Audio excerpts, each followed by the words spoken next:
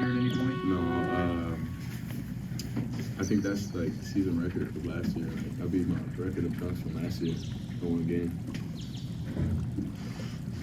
Why did things click so well for you guys offensively, especially in the first half? Well, I would say it connects, like, it clicks because like we just go over our offense and we just execute our plays. We work on the spacing and try to communicate about like who's cutting and who's the connectors on our offense. Just we have to know our roles, and that's why we connect, right? Because everybody had to do their roles. It looked like your offense was also feeding off your defense. Is that fair to say? Yeah. Defense is going to win the game. Your defense is going to go into offense. You guys ended up with one more rebound than them. I know you're a guy that emphasizes your play around the basket. Any particular reason you felt like you guys maybe didn't have that clear rebounding advantage? I would say tonight was a bad rebounding game from us. We're going to work on that, and I honestly don't know. We can just like get our hands on the ball for some reason. Something we have to work on and taking it from the game. How do you feel like you guys played defensively? Defensively, I believe in the first half we played pretty well. Second half we started like slow it down a little bit because of the lead. But overall, I feel like we got to keep it consistent until the horn rings and everything. So I believe it was okay. It was okay. Did you get a chance to see McCollum like pumping up the crowd like 4 or 5 times, or is that? No, I don't. No. Does that surprise you that you did that? No, I didn't see him. I'm most definitely focused on the game, but I know he's probably over there doing whatever he's doing. Yeah. How important was it for you guys to get Alvaro going off the bench today? Alvaro, he's a very good player. He's like one of our like key players. When he's like in his groove and everything, I believe that he can like change the game a little bit. But just like him posting up and just making a pass, dishing the ball out to the corner, top of the key, or just in the pocket with the guard, I believe he can be a very great player with us, and he could just change our game. When you guys were going on those runs, how big was the crowd in terms of keeping momentum? Say that one more time. When you guys were going on those runs, how big was the crowd and keeping that momentum going? I don't know. I don't know. I was very excited about the crowd. It was just, you could just feel the energy after we get like the big plays, and I'm very excited to have everybody here. Like, what did Coach tell you guys after the game? After the game, nothing much. It's just, nobody's really excited about like a win. It's a win. We got to move on to the next one. Who's our next opponent? What would you say, just like the emotions of the team, like leading into? I know you guys kind of went through this last year with it being sort of a new era per se, but just what were the kind of emotions like for the team, would you say, leading into the first game? I would say everybody was more so trying to lock in, and I don't think there were any emotions. We trained the whole summer about like controlling our emotions and just mentally being prepared for things. I feel like everybody's pretty much locked in, and as some of the freshmen just hyping me up, like it's like, yeah, like it's game time, and I don't feel like anybody had like any emotion going into this game. You guys went over to the student section and thanked them. Was that part of the plan coming in? Was it spontaneous? That's an everyday thing. We're serving other people too when we play. Serving fans too, because they came out and supported us. I feel like it's a big thing to thank the crowd, the students, and just anybody who came out. That can make their day. I believe you came off the bench in all but one game last season. Does anything change for you starting versus coming off the bench, like mentality-wise, or is it the same? Same thing. Just stay prepared, be ready, no matter what it is. I started this game. I probably won't start the next game. You never know. Just be prepared, play my role, and just be ready. That's the only thing I got. All right, thanks, Steve. Thank you. Thanks, Tavion. Do you expect to play 35 minutes and a 40-point win? No, not at all. But it was fun, and I like being out there. So, body feels good. Ready for Friday. What do you think of the crowd? Oh, it was great. Energy was great. We had a little under 10,000, I heard, so it was great energy, and it was good for a Tuesday night game. What was working so well defensively tonight? I think we were all flying around, played with a lot of energy. We were amped up, but we were playing together. Yeah, our rotations were good, deflections were good, hand activity was good. You guys really jumped them out of the gate. Was that kind of the message coming out? It was just death by 1,000 paper cuts. So not really. That wasn't really the message, but one play at a time, one possession at a time. You got to beat them one possession at a time. That was the message. You guys kind of teased that you weren't going to play as slow as you did at Drake, so you put up 101 in the opener. Is that unexpected? A little bit. I thought we played, I don't know how fast we played, I'll have to watch the film, but it felt pretty similar to Drake, so I don't know. Yep, put up 101, not bad. I thought you said yesterday the offense was behind the defense. Like, what do you feel like worked well offensively for you guys? Just the ball movement. I think it didn't really touch the ground a lot. We weren't dribbling much. People were unselfish, and I don't know what we were from the three-point line, but it felt like we were shooting it pretty good. And then, we got to the stripe a lot too, so that helped. Did you have an alley-oop dunk in the NBC championship game? Was that the last one? I don't think it was alley-oop dunk. Okay. I don't know. It's been a while. You don't. Okay, so you don't know the last one. Yeah. Okay. It might have been D2 days. What type of jump have you seen Isaiah to get the start from last season to where he's at now? What type of jump have you seen him make? No, he's just way more comfortable out there. He's not afraid to make a mistake, and that's who he is. He plays like a fiery competitor, and yeah, we're going to need him every game this season. So we're all looking forward to Friday, and especially him. What kind of message do you hope that fans received from your team tonight? I know it's just one game, Yeah. but what kind of message do you want them to feel from this team? Yeah, we play super hard, especially on the defensive end, and we're going to try our best to win each and every game. But yeah, we stick together and play super hard, so just keep it simple like that. Did it feel like just an extension of last season? I mean, 4 starters were from Drake. I think 5 former Drake players were in double figures. Or is there more to it than that? There's a little more to it than that, but our chemistry has been great, and I think the new guys, there's 8 new guys, 6 new guys, they mesh really well with us. So it kind of felt like Drake, but just different colors. How important is it to get a guy like Alvaro going? Yeah. I mean, like, he just seems to add a different dynamic to the court. Yeah, especially in the pick and pop threat, I think he can really space it, and he shot it well tonight. And then he's long on the defensive end, so he got a lot of steals, and he's super smart too, so he can pass it really well. There's just a lot of strengths to his game, and he helped us out a lot tonight. It seemed like you felt in total control of the game. I mean, is that pretty typical for you? Yeah, that's just who I am as a player. I've been that way my whole life. Just staying composed, staying calm out there for my teammates. So if they look to me and they're a little too amped up, they can calm them down a little bit. So that's just how I play. What stood out about Tate saves? Because he seemed like he was pretty regularly in the rotation. Yeah. What do you feel like he's done to kind of earn that? Yeah, there was a little pregame jitters and first game jitters for him, but yeah, I thought he played well. He's going to help us out a lot this season. He's just so dynamic on the offense and defensive side, and he can shoot it too. Cooper's a new guy to you this year. What did you see from him? Yeah, he played great today. I felt like he was always there. He kind of like hides on the offensive end, but he's always in the same spot, always in the perfect spot just to make a play. So he's great for that. And then on the defensive end, it's a big change from last year to this year for the defense, and he's been making huge steps. Okay, thanks, Bennett. Thank you. Thanks, guys. What's up, guys? How we doing? Good. Great to see you. Great to see you. Opening statement. I can give one. First off, thanks to the fans for coming out, particularly the students. I mean, it makes the environment so much more fun.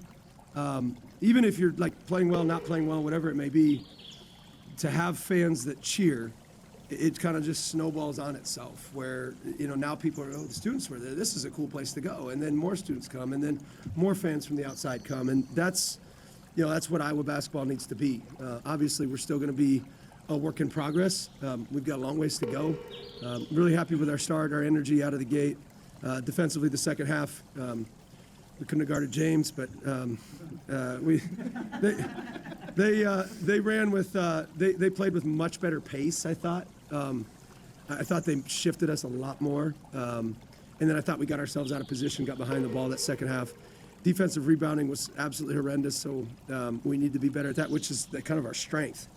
So we'll get there, but I couldn't be more pleased with the fans. Like just keep coming, through the goods and the bad. Like it's not going to be perfect. It's not going to be like this every night, but it can be really special if we have them on our side. Right after the game, you went over to the student section, the players did, and then went around the arena just to thank the fans. Was that premeditated, or was that something you just did in the moment? Did in the moment. You got to show them you appreciate. Like, I really, truly believe that they need to be in it with us. Because, again, it's not going to be like this every single night. I hope it is. It'd be really nice. But it's not always going to be, just go well. And so that's when you really, really need those fans. And so I think you got to show them that you appreciate them and that they're on the team with us. I mean, that's what they are. And so hopefully we can keep them coming back and try to keep creating some excitement in the gym. Defense, I'm still, we're still getting, some of the other crowd standing. We're still trying to get them to stand. I'm trying, man. Let's go. Let's get lit. What else are we here for? We're not here to just spectate and watch. We got to be a part of it, right? Yeah, I mean, we need them on defense, need them on offense. You just need noise. That's kind of my theory. Yeah, I mean, things go well, it fires them up. That's right. And I want them to fire us up when things aren't going well. That's what I'm really trying to fight for. But yes, the defense is, because our kids fly around. We've got some edgy kids, some tough kids, and they get pretty physical, and it makes the game pretty fun. What did you want to see coming into this game, and I guess how much did you see, or you feel satisfied? You're never satisfied as a coach because it's so process focused. Obviously, you're a little bit happier for an hour, and then it's back to whatever. Then it's like Western Illinois, and so I mean, like with us, we're going to have some depth, and so the kids need to understand that they need to want for each other's success consistently, and I thought our kids did tonight. I was really pleased with that because it's going to be hard. Like this is going to be hard, and it's going to be hard on people if they don't get to play 30 minutes one day and then the next they play 5. But I really was encouraged by those kids and how they wanted for each other's success, and that's a big deal in today's climate. What have Isaiah and Cooper done there on those starting spots? Coop's obviously got length that can shoot. He's a good ball mover. He's very smart offensively. He's gotten considerably better defensively. Isaiah Howard, you said. Howard's just, he's half nuts. And so I like people that are half nuts because I'm fully nuts. So he just plays like we had a vote in the team and there was 2 guys that I was like, okay, who if you're going to just get a stop, who consistently do you think are the ones? And he was voted 1 and 2 with somebody else. So they just trust him. He just gives so much effort and energy. Is the rotation still a work in progress, or is that something we're going to see moving forward? Complete work in progress. Yeah, I didn't even know who was going to start an hour before the game, to be honest. It's a complete work in progress. We don't have enough separation yet to kind of get there. It probably will be game to game based on matchups. But I thought everybody that came in played really well. With that being said, were you pleased to see what you saw from your starting five? Just kind of take us through what you kind of saw from that. Well, some of those guys have played for me before, and so that's part of it too. Where Cam, T, Bennett, Isaiah Howard, those guys have played for me, and I know, I've been in battles with them, and so you kind of know what to expect. And the other part is if you start somebody too new and you start too many of them, and then you pull them out quick because they didn't start the way you wanted them to, you can kind of break their confidence. Whereas if those guys didn't start, well, I'll just pull them out. They don't care. They know me, so it's fine. But you got to be careful how you manage some of this. And it's not perfect, and I'm not perfect, and it'll be some mistakes here. But tonight it was solid. I think.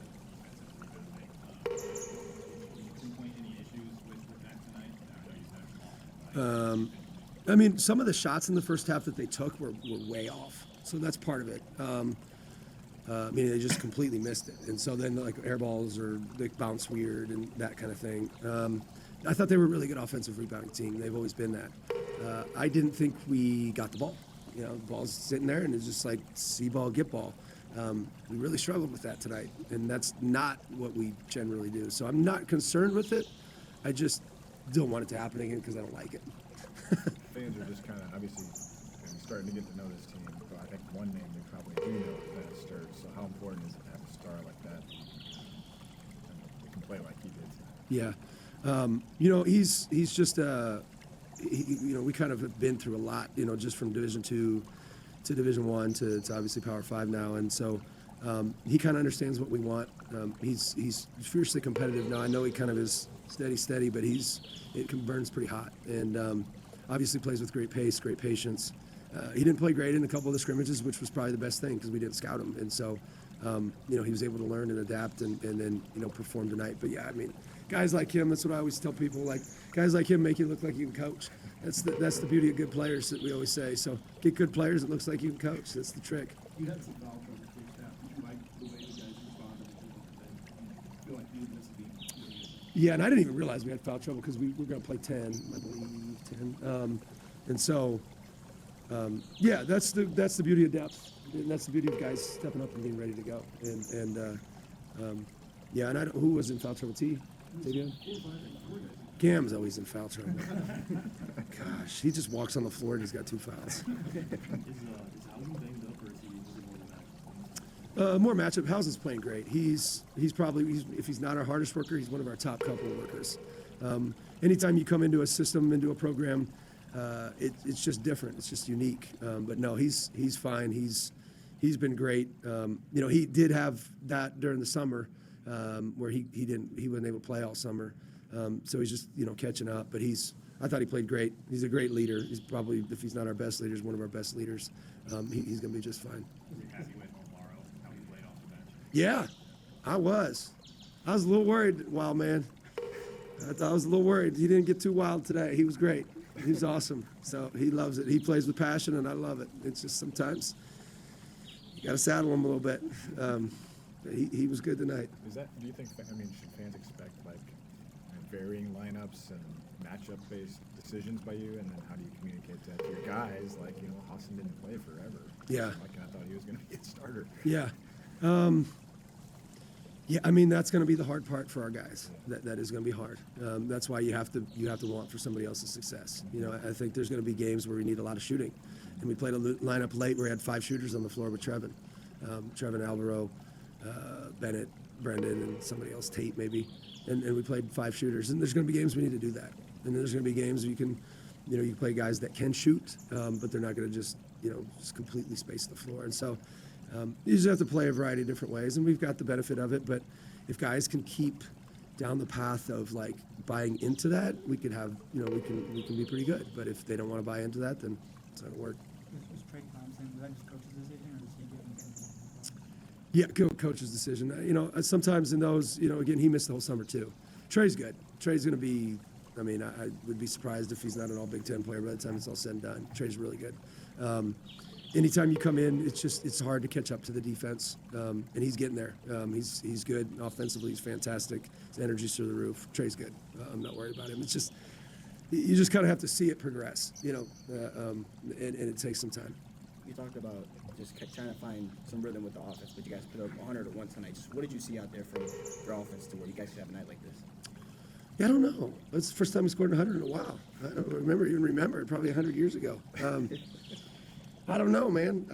I think our defense might have led to some offense. I don't know why we scored 100. I'd have to go back and watch it. No clue, to be perfectly honest. I don't know. I'd like to say again it was coaching, but it's probably just, I don't know, just made shots, I guess. A lot of free throws, too. What were your emotions coming out of the tunnel for the first time before the game? I think during the day, it's like I call it the game day misery. Like you're just miserable on game day because you're like overthinking a bunch of things, and then you kind of get like a fight or flight response, before games when you get the tension and the nerves and stuff like that. And generally I don't really have the flight response, so then it's fight response, and so then it's just time to fight. Let's go. And I just like it. I love competition. This is what I like. those half-second decisions are second decisions. That's what I'm good at. As our administration knows very well, if it's a long-term decision, sometimes it takes me a little time. No comment, Matt? What about just your own emotions for this is your first game as coach of the Iowa Hawkeyes? You're good for this team, for the state. I mean, did you ever take a second, a minute to just kind of soak it all in, whether it was during the day, when you walked out in the warm-ups, or heard your name called for the first time? Yeah, probably not. I think it is special. I probably don't process that enough. I think sometimes if you process it too much, I think you can get complacent or kind of a sense of arrival that we just want to avoid. And so it's really trying to build this thing into something special. I think the coolest part, because it's really hard, because we moved twice with my family. It's really hard on your wife. It's really hard on your kids.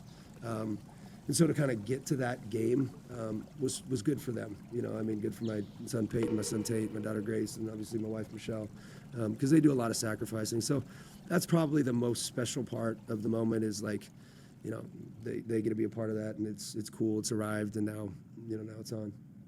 All right, Thank you. Thank you.